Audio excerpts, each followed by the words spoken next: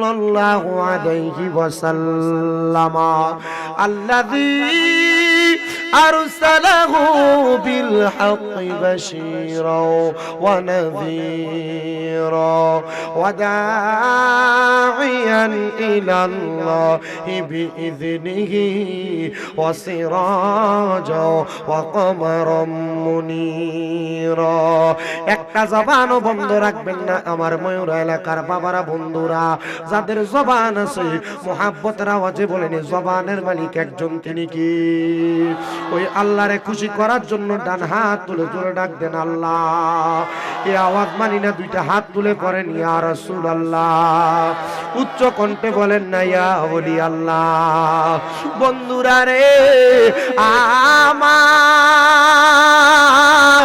ও ময়ূরা এলাকার বাবারা, ও পর্দার অন্তরালের মা বোনেরা, যে তো জবানের মালিক আমার আল্লাহ, আল্লাহর দেওয়া জবান দিয়া মুহাব্বতের আওয়াজে আমার আল্লাহ তাআলার কালামে হাকিমের তেলাওয়াত করব, জোরে জোরে পড়ব। একটা জবানও কেউ বন্ধ রাখবেন না, জবানটা ছেড়ে দিয়ে মুহাব্বতের আওয়াজে পড়েন ফি শান হাবিবি ওয়া মাহবুবিহি ওয়া মা'শুকিহি মুখবিরাও ওয়া আমিরা ইন্নাল্লাহা ওয়া মালাইকাতাহু ইউসাল্লুনা আলান নাবিয়্যি ইয়া আইয়ুহাল্লাযীনা আমানু সাল্লু আলাইহি ওয়া সাল্লিমু তাসলিমা। আল্লাহুম্মা সাল্লি, সবসময় মনিটর কানের কাছে দিবা, স্টেজে মনিটর, ওয়া আলা আলি, ওটা চারবানি আলগি দিয়া। আর একটু জবান খুলে মুহাব্বতের আওয়াজে পড়েন আল্লাহুম্মা সাল্লি আলা মারহাবা। মুহাব্বত মুহাম্মদ ওয়া আলা আলি সাইয়্যিদিনা নবীজি,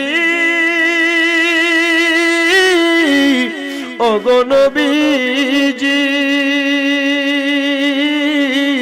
ওগো মায়ার নবীজি, গাছের ডালের পাখি যদি হইতাম, উড়ে উড়ে রওজা জিয়ারত করিতাম। আল্লাহুম্মা সাল্লি, মনিটরের সাউন্ড কাছে থেকে কান ফাড়া কমাই দিতে খাবার।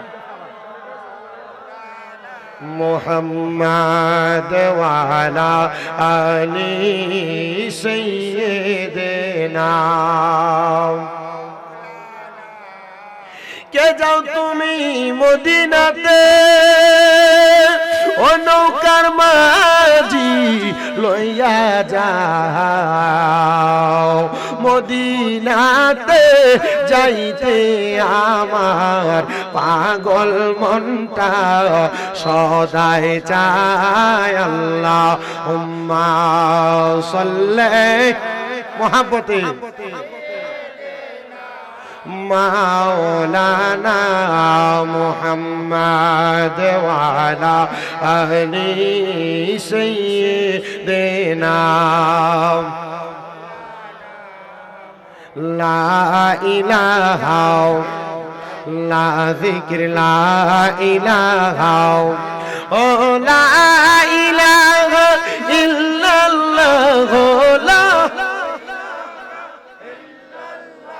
ও লা ইলাহা ইল্লাল্লাহ, লা ইলাহা ইল্লাল্লাহ।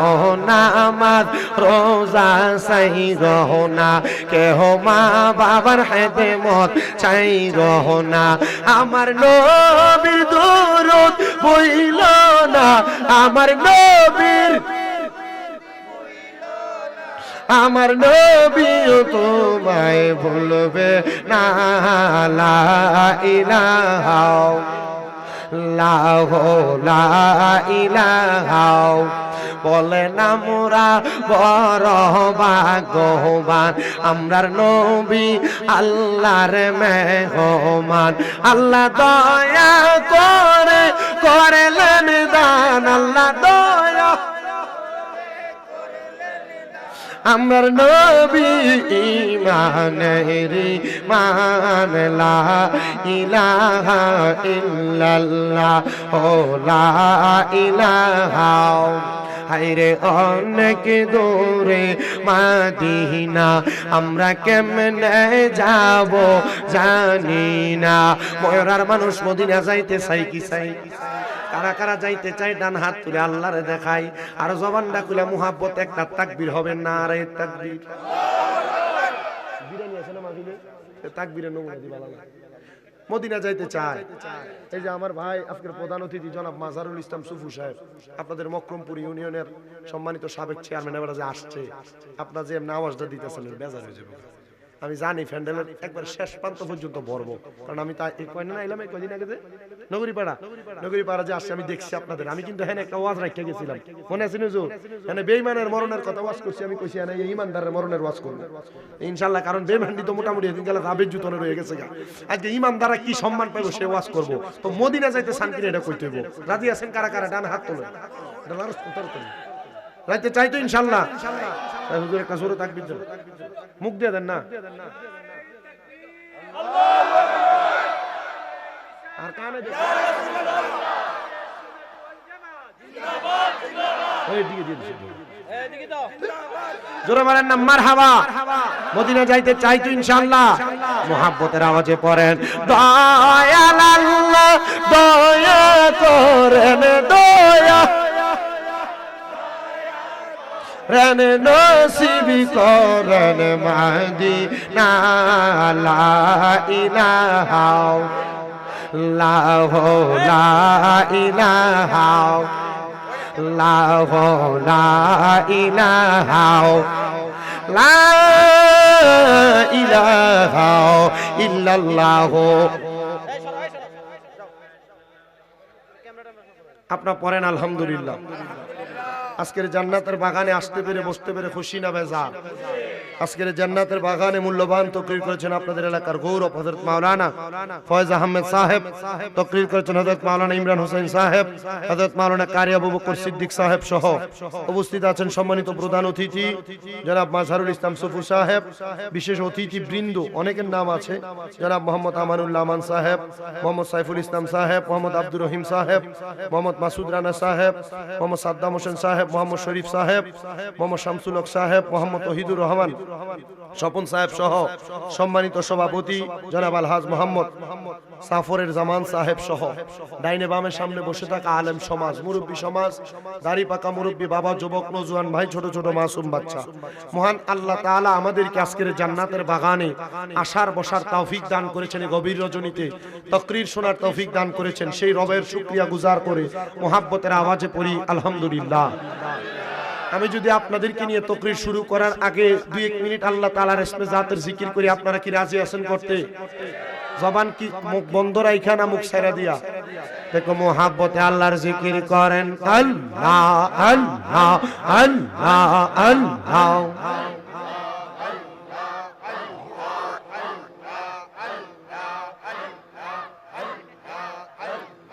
পাগল মন একবার আর ভাবলি না রে তোর হইব রে মরণ মাশাআল্লাহ আল্লাহ আল্লাহ মাইকালো না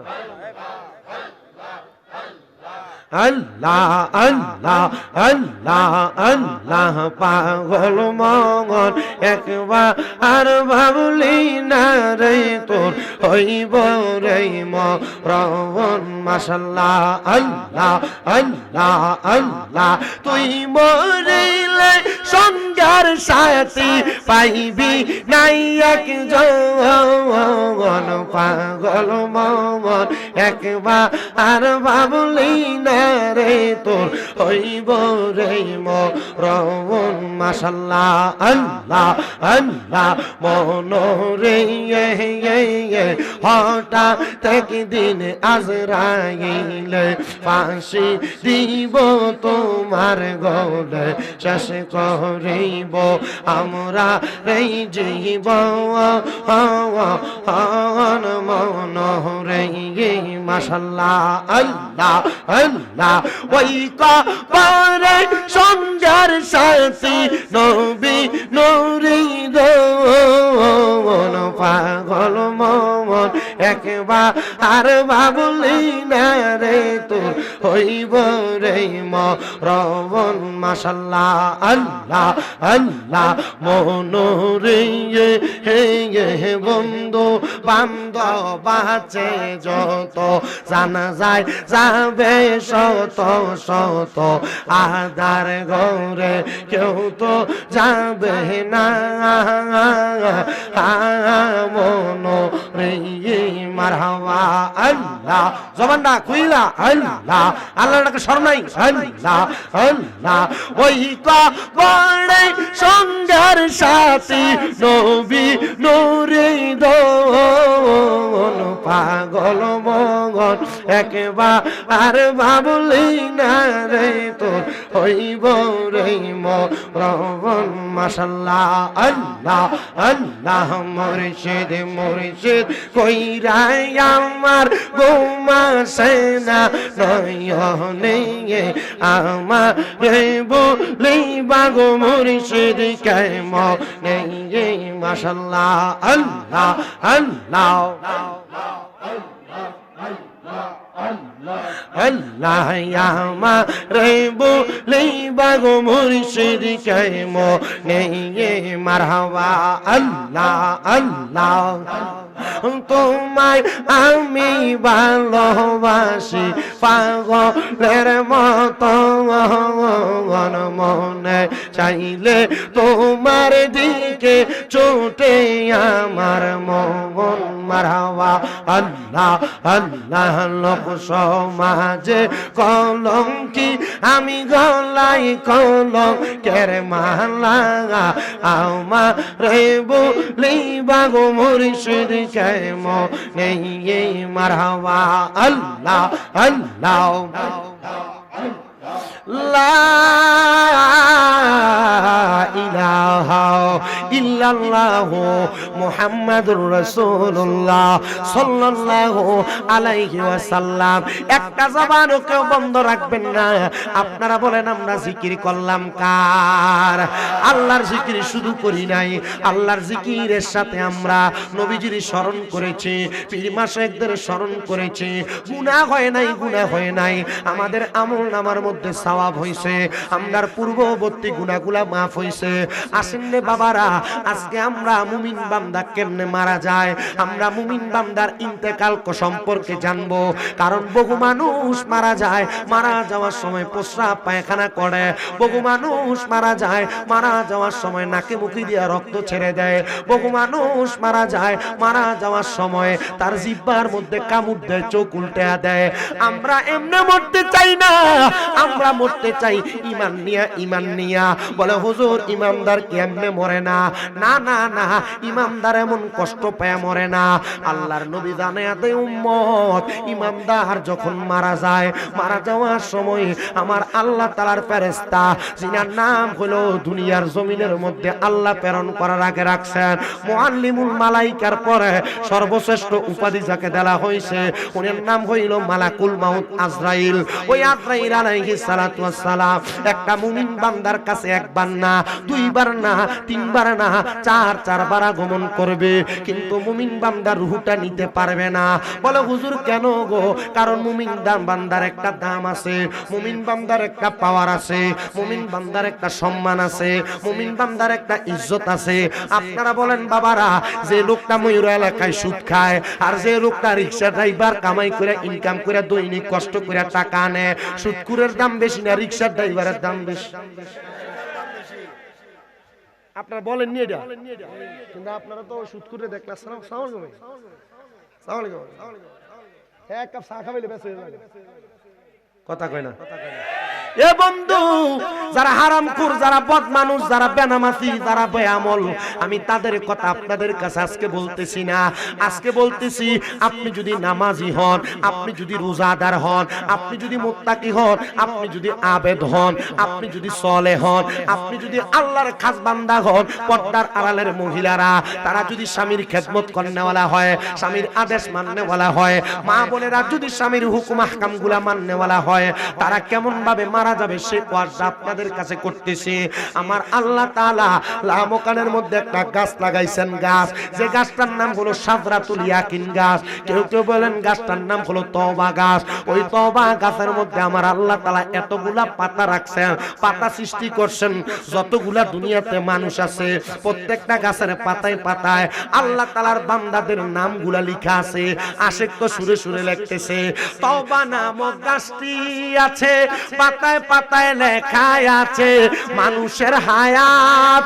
ওরে সেই পাতাটা ঝরে গেলে মৃত্যুর নিশান আসবে চলে, সেই পাতাটা ঝরে গেলে মৃত্যুর নিশান আসবে চলে, শেষ হইবে তোমাদের হায়াত। পাপী উম্মত কে করিবে পার, আর পাপী উম্মত কে করিবে পার। কঠিন হাসরের দিনে আখিরি নবীজি বিনে পাপী উম্মত কে করিবে পার। নবী বলবে, আবু বকর তুমি লও দুজকের খবর, উম্মত নিদু জকে যায় আমার। কোথায় বাবা উসমান গনি, তুমি লও কাউসারের পানি, উম্মতের করাও না আহার। পাপী উম্মত কে করিবে পার, হার পাপী উম্মত কে করিবে পার। কঠিন হাসরের দিনে আখিরি নবীজি বিনে পাপী উম্মত কে করিবে পার। ফুলছে রাতের কঠিন ফুলে হযরত তোমার যাও না চলে, ও আজে ফুলছে রাতের কঠিন ফুলে হযরত তোমার যাও না চলে। আলী যাও মিজানে রোপাল্লায়, পাপী উম্মত কে করিবে পার, পাপী উম্মত কে করিবে পার। ইয়া রাসূলুল্লাহ, নবী গো আমরা পাপ করেছি, আমরা অন্যায় করেছি, আপনি নবী ছাড়া আমাদেরকে কেউ বাঁচাইতে পারবে না। আমার নবী কই উম্মত ঈমানওয়ালা হওয়ার কারণে, আমলওয়ালা হওয়ার কারণে সাদরাতুল ইয়াকিন নামক গাছের মধ্যে প্রত্যেকটা পাতার মধ্যে নাঙ্গলকোট এলাকার, প্রত্যেকটা পাতার মধ্যে কুমিল্লা জেলার, প্রত্যেকটা পাতার মধ্যে সারা বিশ্বে যত বান্দা আছে প্রত্যেকটা বান্দার নাম লেখা। গাছের মধ্য থেকে আপনার নামের পাতা যখন জোরে পড়ে যাবে, ওই পাতার নামের মানুষটার কাছে আমার আল্লাহ তাআলা একজন না, দুইজন না, তিনজন ফেরেশতা পাঠাইব। তিনজন ফেরেশতা, দুইজন ফেরেশতা রহমতের, আরেকজন ফেরেশতা মালাকুল মাউত। ওই দুইজন ফেরেশতা মুমিন বান্দার সামনে যখন আসবে, মুমিন বান্দার সামনে আইসা একজন বান্দার নাকের আগার কাছে বসবে, একজন বান্দার মাথার কাছে আইসা বসবে। আর মুমিন বান্দা যখন বসবে গো, মরার চিঠি যখন তার কাছে আসবে, আজরাইলটা মুমিন বান্দার সামনে চলে আসবে। আজরাইল মুমিনের সামনে যখন দাঁড়ায়া যাবে গো, ওই মুমিন বান্দার অবস্থা কেমন হবে জানো নি রে মুসলমান? আজরাইলে সর্বপ্রথম মুমিন বান্দার বুক বরাবর থাবা দিয়া ধরবে মুমিন বান্দার রূহটা নেওয়ার জন্য।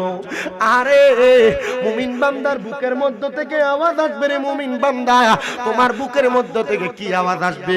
দুইজন ফেরেশতা মুমিন বান্দার বুকের মধ্যে দাঁড়ায়া ডাক দিয়া বলবে, রে আজরাইল, মুমিন বান্দার রূহ তুমি বুক দিয়া বাহির করতে পারবা না। বলে কারণ কি?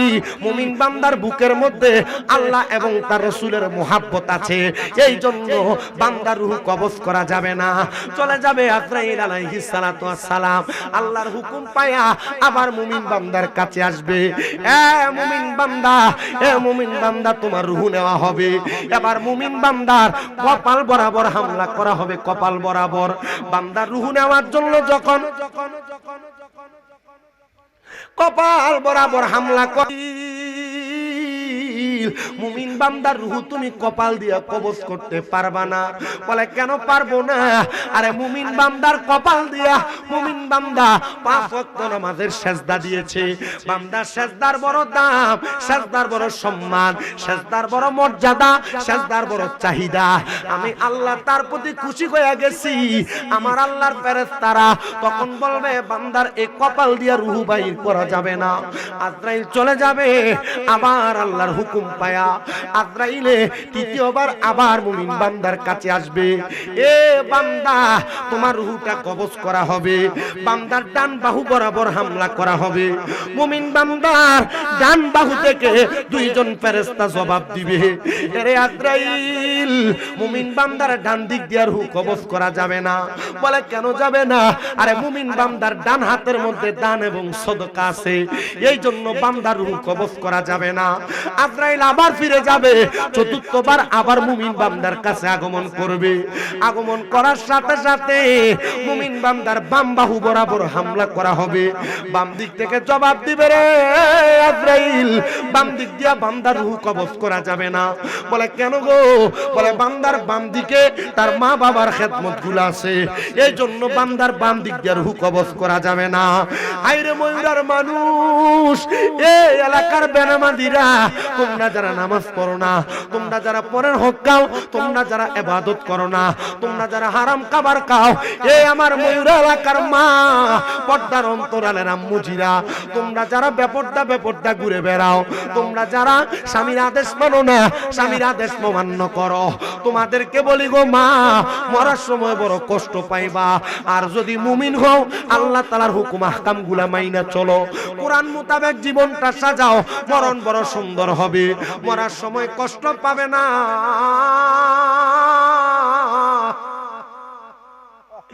এত আরামের মরণ, সাইড দিক দিয়ে হামলা করবে আজরাইল, কোন দিক দিয়ে রূহ নিতে পারবে না।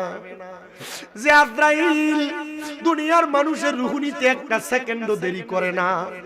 যদি তুমি মুমিন হও, যদি তুমি মুসলিম হও, যদি তুমি নামাজি হও, যদি তুমি আবেদ হও, তোমার রূহটা আজরাইল কষ্ট দিয়া নিবে না। 4 বার যখন বাধা দেওয়া হবে, আজরাইল আমার আল্লাহর দরবারে দরখাস্ত করবে, মাবুদ রে, আল্লাহ তোমার বান্দার রূহ তো বাহির করা যায় না। আমার আল্লাহ জানায়া দিবে, রে আজরাইল, এই বান্দা মুমিন, বান্দা নামাজি, বান্দা ইবাদত করনেওয়ালা, বান্দা রোজাদার, এই বান্দার রূহ কষ্ট দিয়া নেওয়া যাবে না। অপেক্ষা করো রে আজরাইল। বান্দা কালেমা পড়বে, কালেমা পড়ার সময় বান্দার জবান দ্বারা বাতাস বের হবে, বান্দা মরণের কষ্ট টের পাবে না, টের পাবে না, টের পাবে না। আরে এবার আজরাইল দাঁড়িয়ে থাকবে, বান্দা যখন, ওই বান্দাটা যখন ঘুম থেকে জাগ্রত হবে, বান্দা চক্ষু খুলবে, জবান দ্বারা পড়বে কালিমে তৈয়বা, লা ইলাহা ইল্লাল্লাহু মুহাম্মাদুর রাসূলুল্লাহ সাল্লাল্লাহু আলাইহি ওয়াসাল্লাম। বান্দা যখন কালেমা পড়বে, ওই বাতাসের সাথে বান্দার রূহটারে হরণ করা হবে। হুজুর, বান্দার রূহ যখন কবজ করা হবে, বান্দা কি টের পাবে না? আল্লাহর নবী কয়, না না না, টের পাবে না। ইয়া রাসূলুল্লাহ, ইয়া হাবিবাল্লাহ, কেন টের পাবে না? বলে টের পাবে কেমনে রে? বান্দার মুখের বাতাসের মাধ্যমে রূহটা নেওয়া হবে, বান্দা টের পাবে না। একটা ছোট বাচ্চা দুধের জন্য কান্না করলে, মা মুখের মধ্যে দুধ দেওয়ার পরে মাথায় হাত বুলিয়ে দিলে বাচ্চাটা যেমন ভাবে ঘুমিয়ে যায়, মুমিন বান্দা তেমন ঘুমিয়ে যাবে, মরার কষ্ট টের পাবে না, মরার কষ্ট টের পাবে না।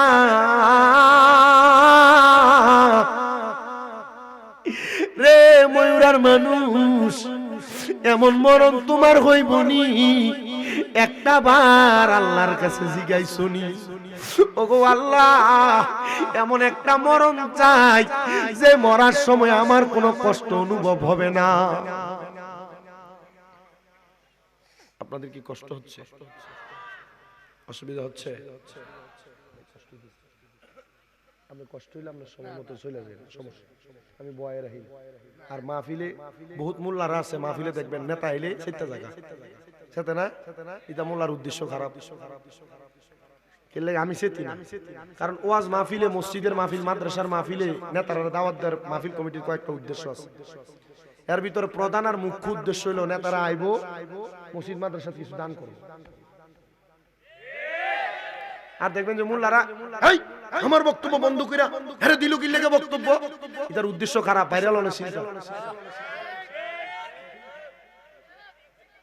আমি সেতি না ভাই আমি আপনার কথা 10 বার কম যদি আমি 20 বার কইলে আপনি মসজিদে 1000 টাকা বাড়ায় দেন আপনার কথা আমি আরো 20 বার কম কথা কয় না শুধু সুফু ভাই না যদি এই এলাকার দিন দি যতলা নেতা আছে সব দিয়ে কম আমি তো কম মসজিদে 100 টাকা যদি বাড়ায় দিব আমি আবার কম কথা কয় না আমি আল্লাহর ঘর মসজিদের লাগি আবার প্রশংসা করলে অসুবিধা আছে নাকি আল্লাহর উপরে তো আর উড়ান যেত না আল্লাহর উপরে উড়ান সম্ভব না কথা কয় না আমি প্রশংসা করি কি করবা মসজিদের দিকে খেয়াল রাখেন তারা ছাত্র ঢালাই দিব বাইরে দিছি দেউন না নেতানি না না দেউন না কেন খাই না মোটামুটি রাস্তাঘাট বালা আছে দিলে বালা কথা কয় না দিলে খুশি নি মসজিদে ছাত্র হইতো ঠিক না আমার ওয়াজ বাহির হইছে এরপরে সাদের চিনতে বিরিয়ানিটা আনেন একদিন যারা হেন তাহলে মোটামুটি ওয়াজ ডো গণবো কি কোন আপনারা কষ্ট হইতেছে ওয়াজের ধারা কোন জায়গায় মুমিন বান্দা কি কষ্ট পাইয়া মরে না আরামে মরে রুহু নেওয়ার সময় টের পাইবো আর হে যে ওয়াজ করে গেছিলাম এই নগরী ভাড়া গেছেন কেন রাত তোলেন ওমা তাইলে এনে ওয়াজ ঠিক আছে আপনার হেনের শ্রোতা বেশি নাই আলহামদুলিল্লাহ হ্যাঁ কোনটা লালমাই নগরী ভাড়া কোনে না না আরে লালমাই এনে নগরী ভাড়া ঠিক আছে আল্লাহ কবুল করো আমিন কোন তাহলে আমরা ঈমান নিয়ে মরতে চাই কি চাই না আব্বা সাউন্ডটা ফালনা আরো দে আমার কানটা ফাড়াইলা কমাই তো না বাড়াই তো কমাই রাখছি তাহলে মুমিনের মরণ কি ভালো মরণ না খারাপ মরণ আরামের মরণ আমরা চাই কি চাই না আচ্ছা মুমিন বান্দার শরীর থেকে যখন রুহুটা নিছে এবার দেহটারে নিয়ে দুনিয়ার মানুষ কত খেলাধুলা দেহটারে গোসল করা দেহটারে কাপড় পরা জানাজার মাঠে নিয়ে যায় রুহু কি আছে না নাই এ মুসলমান ইমানদার শুনো অন্তরের কান লাগে শুনো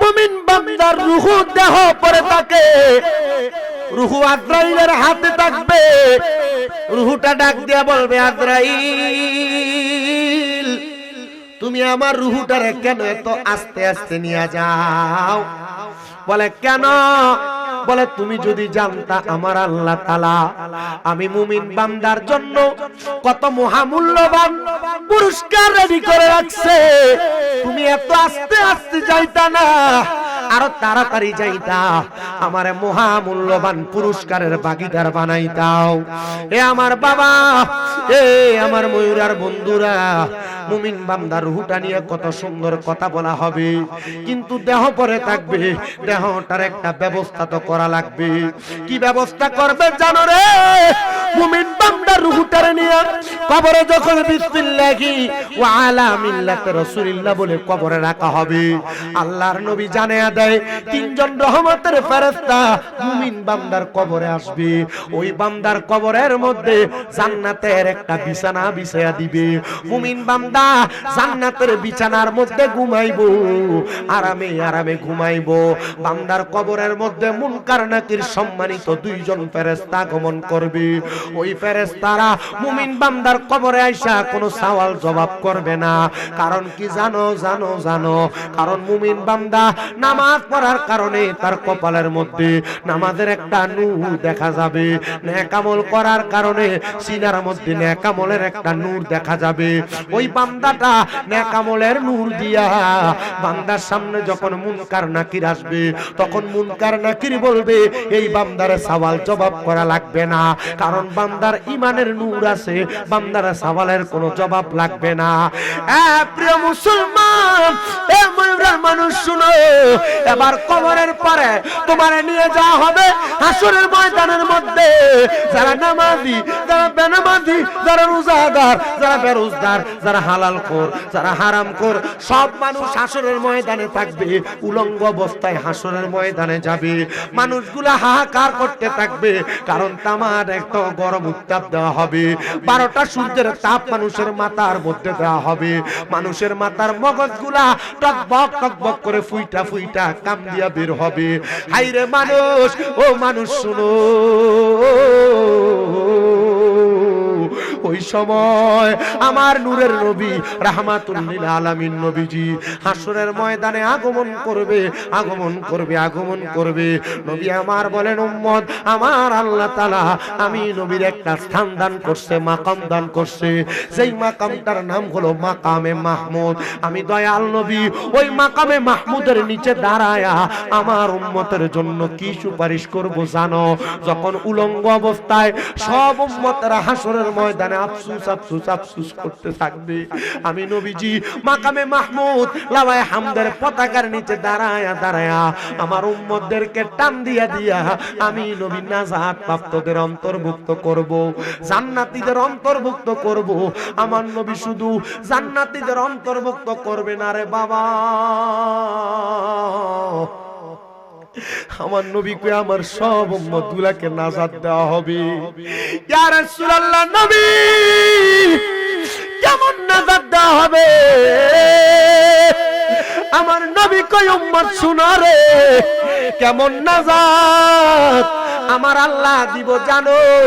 ওই নাজাত ওয়ালা জান্নাতরা, জান্নাতুল ফেরদাউস, এত সুন্দর জান্নাত আমার আল্লাহ তাআলা তোমাদের জন্য রেডি করে রাখছে। আহালা ওয়া সাহালান, মারহাবান মারহাবান বলে রহমতের ফেরেশতারা স্বাগতম জানাবে। আল্লাহর আসমানের প্রথম দরজার মধ্যে 19 জন ফেরেশতা দাঁড়ায়া দাঁড়ায়া আহালা ওয়া সাহালান, মারহাবান মারহাবান, দুয়ুফুর রহমান, আল্লাহর মেহমান বলে স্বাগতম জানায়া ইমানদার বান্দাটারে রিসিভ করে নিয়ে যাবে। এত দাম, এত সম্মান, এত ইজ্জত শুধু নিয়ে যাবে না, বান্দাটারে এমন ভাবে নিয়ে যাবে বান্দা দুনিয়ার কথা ভুলে যাবে। আল্লাহর নবীর প্রখ্যাত সাহাবী হযরতে সালমান ফারসি রাদিয়াল্লাহু তাআলা আনহু, বয়স 200 বছরের উপরে। হযরতে সালমান ফারসি বলে, একদিন যোহরের নামাজের পরবর্তী সময়ে আমি আহার করার জন্য আমার ঘরের দরজার মধ্যে বসলাম। এমন টাইমে কুরাইশদের একজন মানুষ আমি হযরত সালমান ফারসির কাছে আগমন করেছে। আয়েশা ডাক দিয়া বলে, ইয়া সালমান ফারসি গো, আপনার কাছে আমার একটা করজোরে আবদার। আপনি জানেননি আমি একটা কঠিন স্বপ্ন দেখেছি, ওই স্বপ্নটার মানেটা আপনি আমার একটু ব্যাখ্যা করে দেন। হযরত সালমান ফারসি রাদিয়াল্লাহু তাআলা আনহু বলে, কি স্বপ্ন তুমি দেখেছো? উনি বলেন, আমি দেখেছি আমার দুনিয়ার জমিনের মধ্যে আমি যে খাটে ঘুমানো, 4 জন ব্যক্তি আইসা আমার ওই খাটের মধ্য থেকে উঠায়া তারা মাটির নিচে প্রবেশ করাইতেছে, মাটি আমার চারদিক থেকে চাপ দিতেছে। আমি আফসোস আফসোস করে আমার সন্তানকে ডাক দিলাম, আমার স্ত্রীকে ডাক দিলাম, আমার সন্তান স্ত্রী কেউ আমারে উদ্ধার করতেছে না। আমি বলতে লাগলাম, ও আমার সন্তান, ও আমার স্ত্রী গো, তুমি আমাকে কেন উদ্ধার করো না? তারা আমার দিকে তাকায় কিন্তু কোনো কথা বলে না।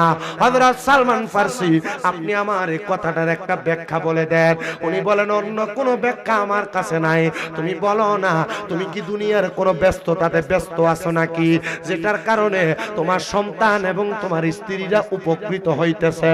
মানে তারা তাতে তোমার উপার্জিত অর্থ দ্বারা আহার করতেছে, কিন্তু তোমার কথা তারা চিন্তা করতেছে না। মনে রাখবা মুসলমান, মরার পরে মা আপন না, বাবা আপন না, সন্তান বন্ধু বান্ধব কেউ আপন না। তুমি দুনিয়ার মায়ায় পইরা তোমরা যারা কবরের কথা ভুলে যাও, হাসরের কথা ভুলে যাও, মিজানের কথা ভুলে যাও, ফুলসেরাতের কথা ভুলে যাও, তোমার জীবন বৃথা। এই জীবন দিয়া কোনো লাভ নাই, লাভ নাই। বলে হুজুর কেন গো? কারণ কবরে যাওয়ার পর মা বাপ, সন্তান, সন্ততি, আত্মীয় স্বজন কাউকে কবর চিনবে না। চিনবে শুধু তোমার দুইটা সম্পদকে, দুইটা দৌলতকে। একটা দৌলত হলো তোমার ইমানের নূর, আরেকটা দৌলত হলো তোমার আমলের পাওয়ার। যার যত ইমান, যার যত আমলের পাওয়ার, আমার আল্লাহ তাআলা তারে তত সম্মানিত করবে, তার তত ইজ্জতওয়ালা করবে। হুজুর কেমন ইজ্জতওয়ালা করবে আমার জানতে বড় ইচ্ছা হয়। নবী আমার বলে ইজ্জত কেমন? শোনো গো, জান্নাতের মধ্যে আমার আল্লাহ তাআলা এক প্রকার মানুষদেরকে এত মর্যাদা দিবে, অন্যান্য নবীর উম্মতেরা বলবে আল্লাহ গো তারা কারা, আল্লাহ গো তাদের পরিচয়টা কি? তখন আমি আল্লাহ পাক রব্বুল আলামিন অহংকার করে বলবো, অন্যান্য নবীর উম্মতেরা এরা আর কেউ না, এরা আর কেউ না, এরা হলো আখিরি নবী মুহাম্মদুর রাসূলুল্লাহ সাল্লাল্লাহু আলাইহি ওয়াসাল্লাম নবীর উম্মত। আল্লাহ গো তাদের কেন এত সম্মান, এত মর্যাদা, এত মর্তবা? আমার আল্লাহ বলবে তারা মুহাম্মদুর রাসূলুল্লাহ সাল্লাল্লাহু আলাইহি ওয়াসাল্লাম নবীর আদর্শ গ্রহণ কইরা দুনিয়ার জমিনে চলাফেরা করেছে, তাদের জীবন সাজিয়েছে। এই কারণে আমার আল্লাহ তাআলা তাদেরকে জান্নাতীদের অন্তর্ভুক্ত করেছে। মুসলমান, আমাদের বড় দাম, আমাদের বড় সম্মান, আমাদের বড় ইজ্জত। যদি আমরা আমাদের ইজ্জত ধরে না রাখতে পারি, এটার কৌফিয়ত আমাদেরকেই দেওয়া লাগবে, এটার কৌফিয়ত আমাদেরকে দেওয়া লাগবে। এবার আপনারা বলেন আমরা ওই ইমানের দৌলত ধরে রাখার দরকার আছে না না? ধরে রাখি তো, কিন্তু মসজিদে আজান দেয়, আমি মসজিদের দোকানের পাশে বসে বসে বিরিয়ানি খাই। না খেলে আপনি কোন কিতা কইছে? এটা বেজাল ন। আমি আপনার কাছে বন্ডামি করুম, আপনি কি আর বন্ডামি মানবেন? কথা কয় না। বাংলাদেশের মানুষ চালাক আছে, বাংলাদেশের মানুষ গুজামিল দিলে মানুষ বুঝতো না, মানুষ কোনটা সোজা আর কোনটা বেহা এটা মানুষ বুঝে বালা করে। কথা কয় না কেন? আমার কথা হচ্ছে আপনি যে যেখানে হন, আপনার ইমানটাকে মজবুত করেন। আপনি যদি বিড়ি আঙ্গান, আপনি জানেন বিড়ি খাবেন না কার লক্ষণ? শয়তানের তো এটা আন্নের কথা। আল্লাহর নবী কয় যদি জাহান্নামী মানুষ দেখতে চাও তাদের দিকে তাকাও যাদের মুখে আগুন। আমি হিসাব মিলিয়ে দেখলাম সিগারেট যেদি খাই এদের মুখে আগুন।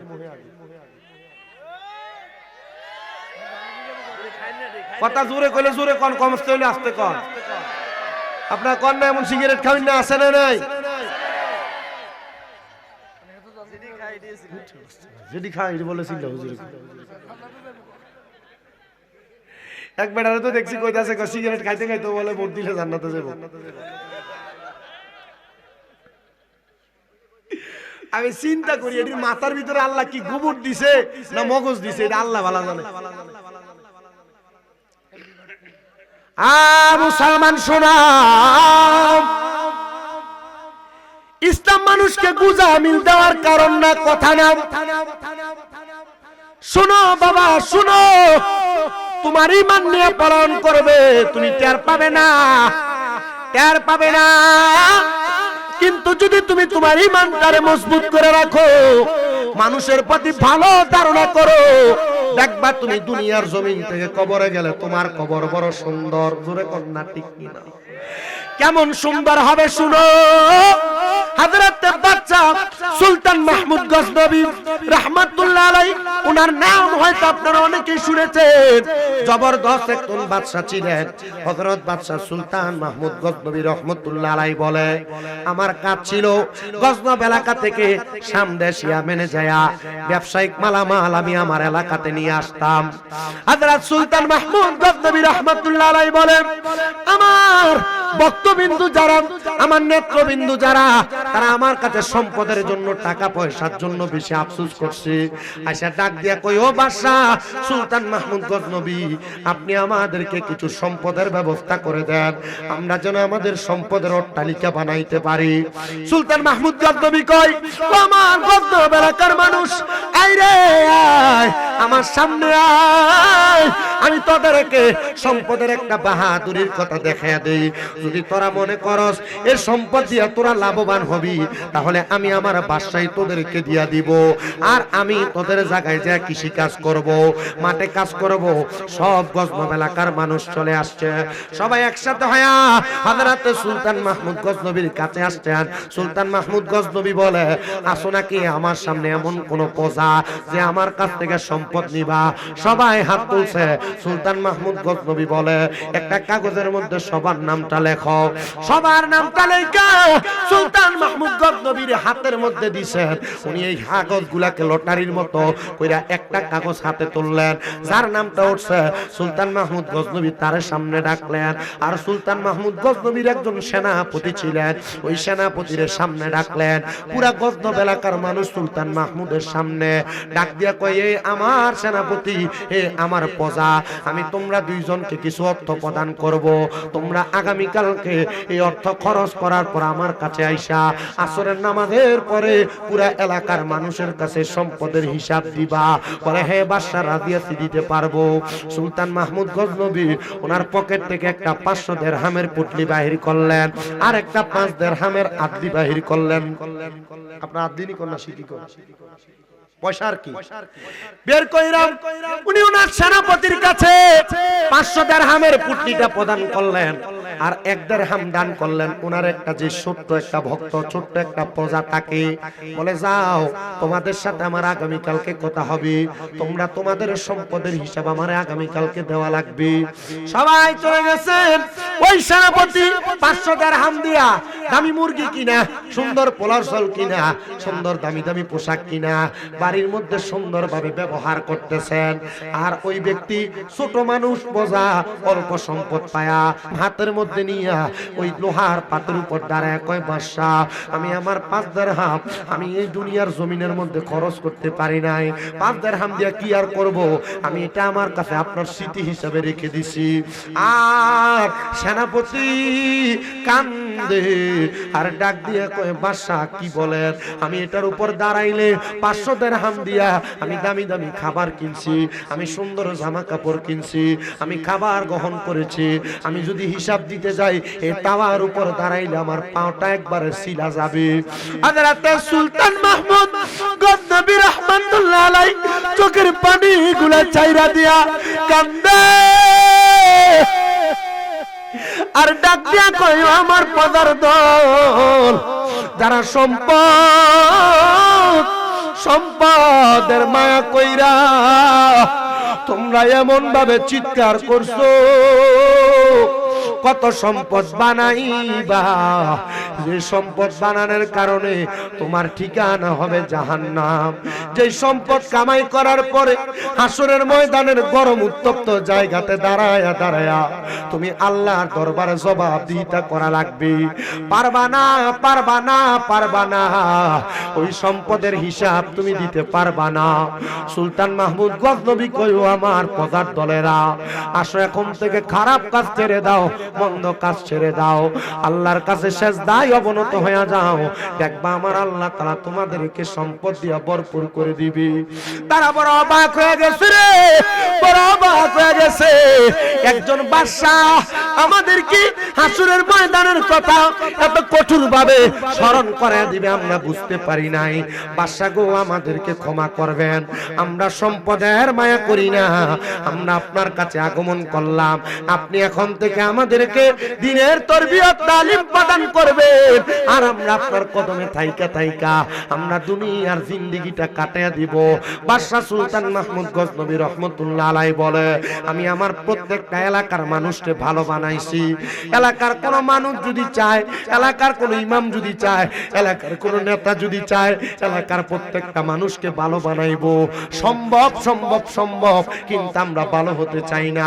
বলে, হুজুর, কেন ভালো হতে চাই না? সামনে নির্বাচন আইতাছে, আপনারা মানুষ এমন বদ মানুষ গো বাবা, 500 টাকার কাছে মাথা বেচইয়া জানগা, 500 টাকার কাছে মাথা বেচন দেখা রাস্তাটি ভাঙ্গা ভইরা থাকে, পুকুরের ভাটটি ভাঙ্গা ভাঙ্গা ভইরা থাকে। কারণ বেড়া যে আপনারা 500 করে মাথা পিছু দিছে, এতে হাড়া তুলবার লাগে, এটা বেড়া মারণ লাগে। কথা কন না, হুজুরে কইছিল বাজার একটা গরুর কল্লা বেচ হয় 5,000 টাকা। কিন্তু নির্বাচন আইলে বাঙালির মাথা বেশ হয় মাত্র 500 টাকা। আপনার কি কষ্ট হইতেছে? বেশ হইবেন, বেশ হইবেন। আমি নির্বাচনী বক্তব্য দিই না, আমার খাসিয়ত না, কিন্তু আমার কত ইনসাফ আছে আপনার মাঝে, আদল আছে আপনার মাঝে। বলে হুজুর কার কথা কইতাম, আমি হিসাব মিলিয়ে দেখছি, হিসাব কম মিলেছি না, বহুত বালা করে হিসাব মিলাইছি।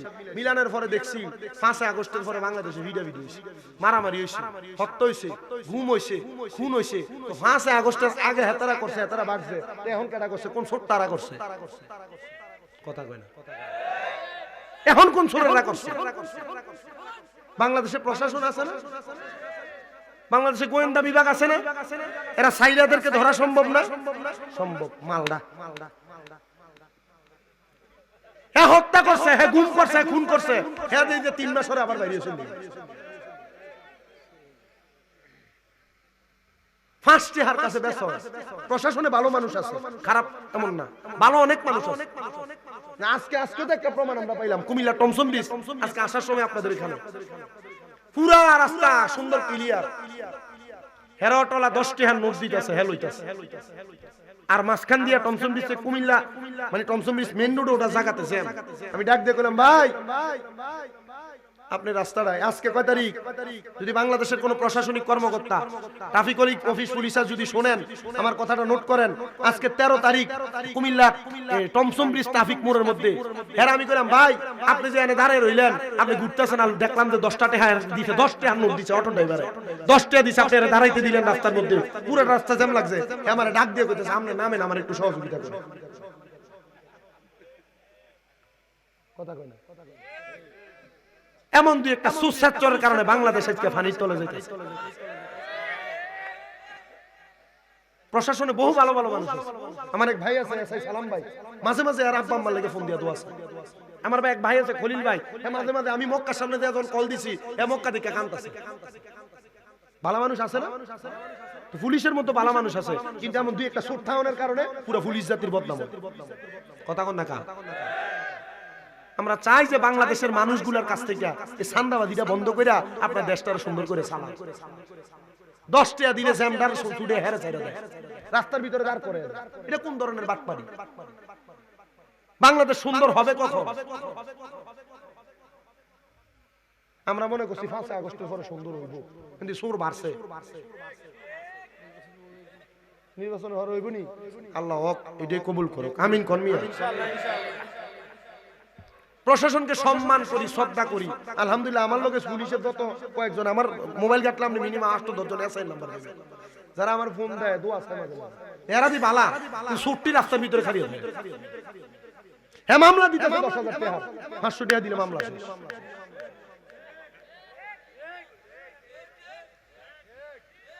ঠিক ঠিক কম কম।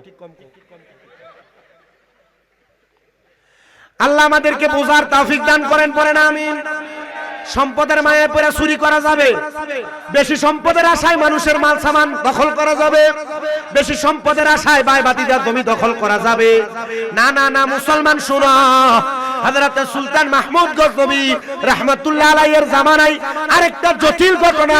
হযরত সুলতান মাহমুদ গজনবী বলেন, আমার একটা স্বভাব ছিল, আমি তাহাজ্জুদের নামাজ পড়তাম, ফজরের নামাজ পড়তাম, ফজরের নামাজ আদায় করে ততক্ষণ পর্যন্ত নামাজের মুসল্লা থেকে আমি উঠতাম না যতক্ষণ পর্যন্ত আমি সূর্য উদয় হওয়ার পর 2 রাকাত নামাজ না পড়তাম। একদিন আমি 2 রাকাত নামাজ আদায় করে হঠাৎ করে শরীর ক্লান্ত ক্লান্ত অনুভব হয়।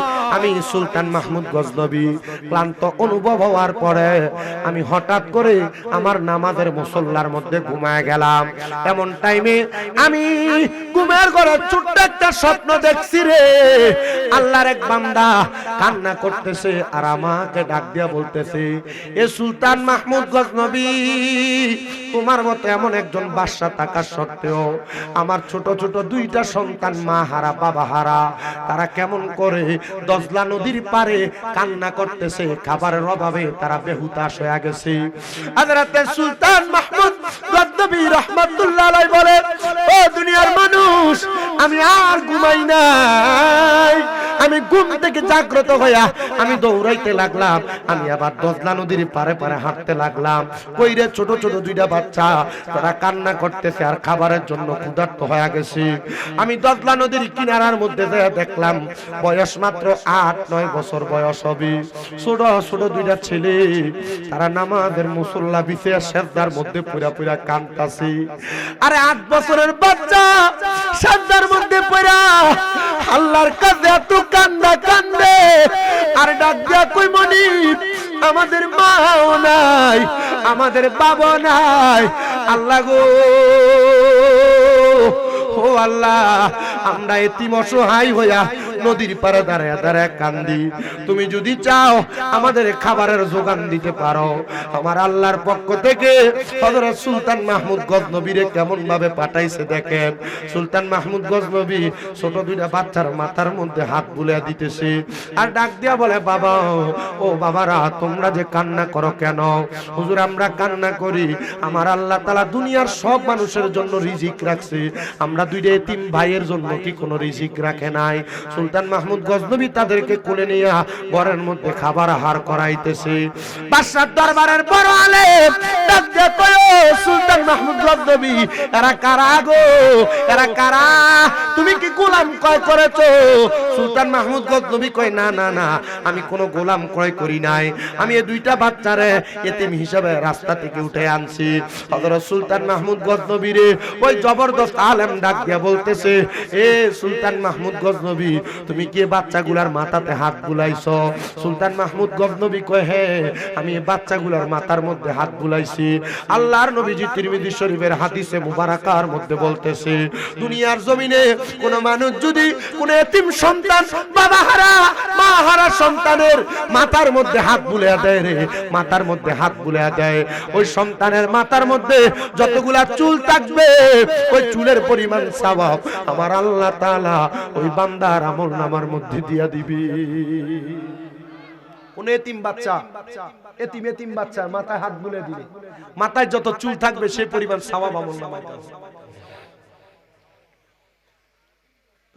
মুসলমান শুনো, সুলতান মাহমুদ বলে, বাবা, তোমরা খাবার আহার করেছো, তোমাদের মাথার মধ্যে হাত বুলাইলাম, তবে তোমাদের মা বাবা কোথায়? তারা বলে, হুজুর, দজলা নদীর উপর দিয়া আমার আব্বা জান আমাদেরকে এবং আমার আম্মা জানকে নিয়া উনি রওনা করেছিলেন যাওয়ার জন্য বাগদাদে, কিন্তু আমার আব্বা বাগদাদে যাওয়ার আগে নদীর মধ্যে নৌকাডুবি হয়ে গেছে। আমার আব্বা ইন্তেকাল করেছে, আমার মা ইন্তেকাল করেছে। আল্লাহর নবী রাহমাতুল লিল আলামিন নবী কই, দুনিয়ার মানুষ ব্যবসা করতে যায়, চাকরি করতে যায়, কাজকর্ম করতে যায়, কোন মানুষ যদি ইন্তেকাল করে তাহলে মরণটা শহীদের মরণ হয়। আপনারা যারা সংসারের জন্য টাকা পয়সা কামাই করেন, রুজি রোজগার করেন, আপনাদের আমলনামার মধ্যে আল্লাহ তাআলা নফল ইবাদতের সদকার সওয়াব লেখে। আর যদি পরিবারের জন্য খাবার জোগান দিতে যায়, আপনারা ইন্তেকাল করেন, আপনাদের এই ইন্তেকালটা আমার আল্লাহ তাআলা শহীদের মর্তবা হিসেবে কবুল করে নিবে। ছোট দুইটা বাচ্চা কান্না করে আর ডাক দিয়ে বলে, ওগো বাদশা, আমার মা নাই, বাবা নাই। বাদশা বলে, হে ছোট দুইটা সন্তান, আজকে থেকে আমাকে তুমি তোমরা পিতৃ পরিচয় প্রদান করবা। পিতৃ পরিচয় প্রদান করার কথা যখন শুনলেন, ছোট দুইটা বাচ্চা সুলতান মাহমুদ গজনবীকে বাবা বাবা বলে ডাকতেন। সুলতান মাহমুদ গজনবী তাদেরকে বাদশার সুন্দর শিক্ষালয়ের মধ্যে কোরআন শিখায়, হাদিস শিখায়, বাদশার জায়গার মধ্যে রাইখা ইলমে দ্বীন অর্জন করাইলেন। তাদেরকে ইলমে দ্বীনের তালিম তরবিয়ত গুলা প্রদান কইরা বাদশা তাদেরকে রাজ কারাগারের মধ্যে, রাজঘরের মধ্যে, রাজপ্রাসাদের মধ্যে রাখছে। ডাক দিয়ে বলে, এ ছোট দুইজন বাচ্চা, তোমরা কি এখন তোমাদের এমন ইলম অর্জন করেছো যে ইলম দ্বারা তোমাদের মা বাবা ইন্তেকাল করার পরে কবরে কেমন আছে তোমরা জানতে পারবা? শুধু দুইটা বাচ্চা ডাক দিয়ে কই, হুজুর, আমাদের মা বাবা কবরে কেমন আছে আমরা কেমনে জানবো? রাজপ্রাসাদের বড় আলেমকে ডাক দিছে, হুজুর, আপনি বলেন না এমন কোন নেক আমল আছে যে কিনা যে নেক আমল দিয়া একটা মানুষ মুরাকাবার মাধ্যমে মুশাহাদার মাধ্যমে তার মা বাবা কবরে কেমন আছে জানতে পারে। হুজুর বলে হ্যাঁ আছে। আমার আল্লাহ তাআলা কোরআনুল কারীমের আয়াত নাযিল করে দিয়েছেন, ওমিনাল লাইলি ফাতাহাজ্জাদ বিহি নাফিলাতাল লাকা আসা আইয়াবাসাকা রাব্বুকা মাকামাম মাহমুদা। আল্লাহ তাআলা বলেছেন নবীজি আপনি রাতের কিছু অংশে তাহাজ্জুদের নামাজ আদায় করেন। যদি তাহাজ্জুদের নামাজ আদায় করেন অতি সত্বর আপনার মাকামে মাহমুদ প্রশংসার জায়গা দান করা হবে। আমার নবীজি এই আয়াত নাযিল হওয়ার পরে সারা রাত কান্না করেছেন। আম্মা জান আয়েশা সিদ্দিকা থেকে হাদিস বর্ণিত, তিনি বলেন আমার নবীজির চোখ মুবারকগুলা ফুলে গেছে, লাল হয়ে গেছে। নবীজির দাড়ি মুবারকগুলা নবীজির চোখের পানিতে একবারে চুপচুপা হয়ে গেছে। আমি আমার নবীজিকে প্রশ্ন করলাম, ইয়া রাসূলুল্লাহ, ইয়া হাবিবাল্লাহ, নবী গো এমন ভাবে কেন আপনি কান্না করেন?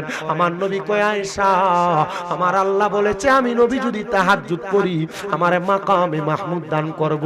আমি নবী কান্না করেছি আর আল্লাহর কাছে বলেছি, আল্লাহ আমার উম্মত গুনাহ করবে, অন্যায় করবে, পাপ করবে। আমার উম্মত যদি তাহাজ্জুদের নামাজ পড়ে আপনি আমার উম্মতের কি দান করবে? আমার আল্লাহ তাআলা জানায়া দিছে, আয়েশা রে আমার আল্লাহ বলছে আমার উম্মত যদি তাহাজ্জুদের নামাজ পড়া আমার আল্লাহর কাছে কোনো কিছু চাই আমার আল্লাহ আমার উম্মতের তা দান করবে। বাদশার দরবারে ছোট ছোট দুইটা বাচ্চারে আলেম ডাক দিয়া বলে, বাবা তাহাজ্জুদের নামাজ পড়ো, তাহাজ্জুদের নামাজ পড়া আল্লাহর দরবারে কান্না করো, দেখবা আমার আল্লাহ তাআলা তোমার আব্বা আম্মা কবরে কেমন আছে তোমাদেরকে জানায়া দিবে। বাদশা কয়, হুজুর আমি যদি পড়ি আমার আল্লাহ আমি সুলতান মাহমুদের কি দান করব? বলে আপনি যা চাইবেন আমার আল্লাহ আপনারে তা দান করে দিবে। উনিও তাহাজ্জুদ গুজারি হয়ে গেছে, তাহাজ্জুদ নামাজ পড়তেছে। ছোট দুইটা বাচ্চা সকালবেলা দৌড়ায়া আয়েশা ডাক দিয়া কই, ও সুলতান মাহমুদ গজনবী গো, আমি তো আমার মারে আর আমার আব্বারে দেখছি। বলে কেমন ভাবে দেখছো? আমরা ইবাদত কইরা যখন তাহাজ্জুদ নামাজ পড়ে সিজদার মধ্যে পড়ে রইলাম আমরা দেখলাম আমার মা আমার আব্বা জান সুন্দর একটা জান্নাতি থালা নিয়া দামি দামি খাবার আহার করতেছে। আমরা জিজ্ঞাসা করলাম, ও মা ও আমার আব্বা এত দামি খানা, এত ভালো খানা, এত দামি দামি খাবার কই পাইলেন? আমার মা আমার আব্বা জান আমাদেরকে জবাব দিয়েছে, রে সন্তান এই খানা দুনিয়ার কোনো খানা না, এই খানা হলো জান্নাতি খানা। ও মা ও আব্বা জান এই জান্নাতি খানা কই পাইলেন? বলে তোমাদের মতো সন্তান যদি দুনিয়ার জমিনে কোনো মা বাবা রেখে আসে আর ওই সন্তান যদি তাহাজ্জুদ নামাজ আদায় করে করে আল্লাহর দরবারে কান্নাকাটি করে আমার আল্লাহ তো তোমাদের দোয়ার বরকতে আমি মারে মাফ করে দেয়, তোমাদের দোয়ার বরকতে আমি বাপরে মাফ কইরা জান্নাতি খানা দান করে দেয়। দেখছেন নিরে মানুষ, একটা মানুষ তাহাজ্জুদ নামাজ আদায় কইরা আমার আল্লাহর দরবারে কান্নাকাটি করার কারণে আমার আল্লাহ তাআলা কেমন ওই দুইটা ছেলের মা বাপরে জান্নাতি খানা দান করে দিছে। সুলতান মাহমুদ গজনবী বলে, এরপর থেকে আমি কোনোদিন তাহাজ্জুদ নামাজ ছাড়ি নাই। আপনারা যারা নামাজ পড়েন না, রোজা রাখেন না, ইবাদত করেন না, আমি আপনাদের কাছে করজোরে আবদার করি অল্প সময় আমি আপনাদেরকে কষ্ট দিব, আর বেশিক্ষণ সময় কষ্ট দিতেছি না। বাবারা শোনেন, অন্তরের কান লাগায়া ওই ছোট দুইটা বাচ্চার কাছে দেইকা দেইকা সুলতান মাহমুদ গজনবী 5 ওয়াক্ত নামাজের সাথে তাহাজ্জুদ নামাজ আদায় করা বান্দা হয়ে গেছে।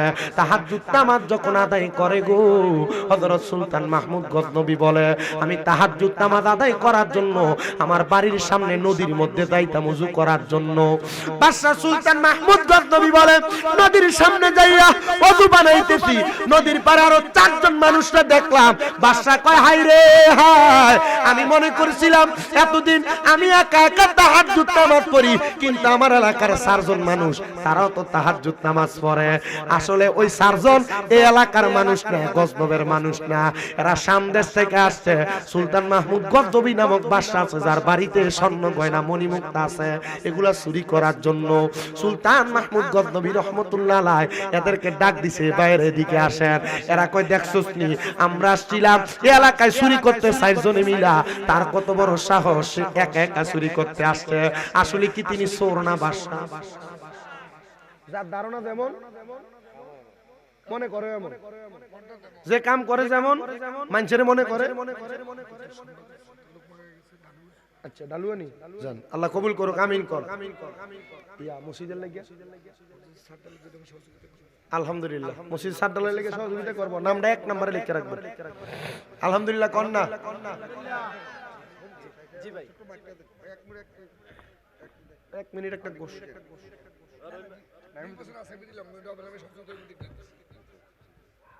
আল্লাহ কবুল করেন। তার জোরে কন্যা আমিন। সবাই একটু দুরূদ শরীফ পড়েন। আল্লাহুম্মা সাল্লি আলা